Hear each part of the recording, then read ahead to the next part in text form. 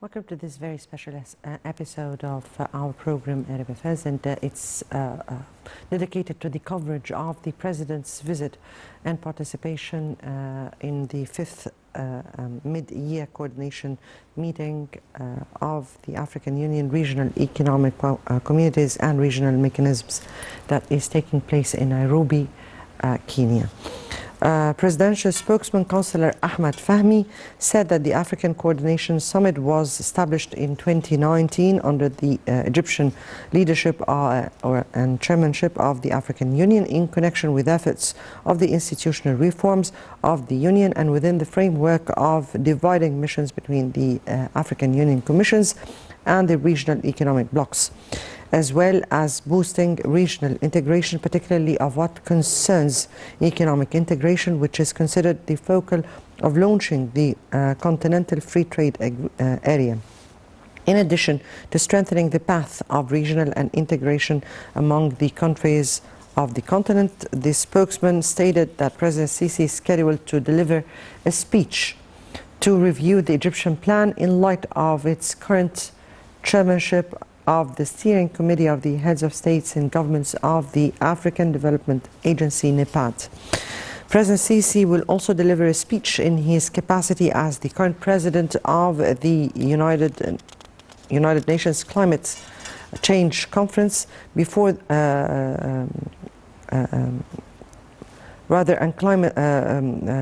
before the Environment and the Climate Change session to tackle the Egyptian efforts in face of effects of the climate change on the continent at large.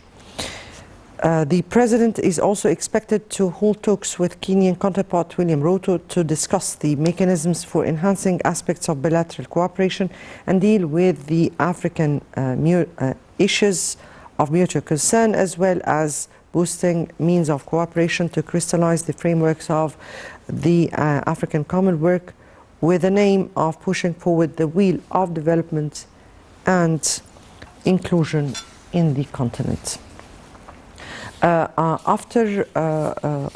Earlier in the day, Egypt's ambassador to Nairobi, Wael Nasreddin Atiyah, said that Kenya appreciates Egypt's huge efforts exerted to solve pending issues in the African continent, especially those regarding the attempts to find a solution of the Sudanese crisis. This came on the sidelines of the convening of the fifth mid-year coordination meeting of the AU, or the African Union. The Egyptian delegation has participated in the 43rd round of the African Union Executive Council on the ministerial level in Nairobi, paving the way for this summit. Heading the Egyptian delegation, Ambassador Ashraf Swaylam, Assistant Foreign Minister, Director of African Organizations and Communities Department, and Presidential Representation at the African Development Agency, NEPAD, in light of Egypt's current presidency over the Directive Committee of African Presidents and Prime Ministers of NEPAD member states for 2 years.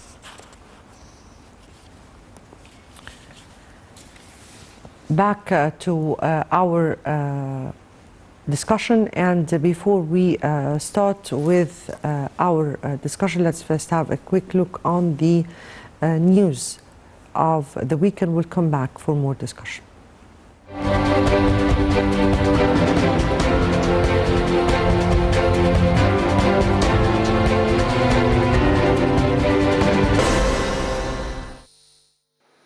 President Abdel Fattah el-Sisi held a phone call on Monday with his Algerian counterpart Abdelmajid Tebboune.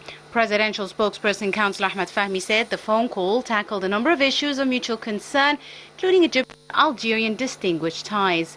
Two leaders stressed keenness on boosting bilateral relations in various fields. Two presidents also exchanged views in international and regional issues of mutual concern, as well as confronting current challenges facing the region. Palestinian President Mahmoud Abbas arrived in the West Bank city of Jenin on his first visit to the city in more than 10 years. The visit came after a week of the Israeli aggression on the city and its camp, in which 12 Palestinians were killed. More than 120 others were wounded, as well as complete devastation. Abbas is inspecting the reconstruction efforts in Jenin camp and will also meet a number of residents and officials. Dozens of Israeli settlers stormed into Al-Aqsa Mosque from Al-Magharba Gate under heavy protection of Israeli occupation forces. Eyewitnesses said settlers made provocative rounds and carried out Talmudic rituals. In another development, Israeli occupation forces detained 5 Palestinians in sporadic areas in occupied West Bank. Palestinian security sources said the occupation forces broke into the Askar, a new camp in eastern Nablus in the occupied West Bank, and shot dead a Palestinian. 3 members of Lebanon's group Hezbollah were wounded in an attack on the southern border with Israel on Wednesday. Israeli army said in a statement a number of suspects approached the northern security fence with Lebanon and attempted to sabotage the fence in the area. Statement said soldiers immediately spotted the suspects and used means to distance them, adding that the identity of the suspects was unknown.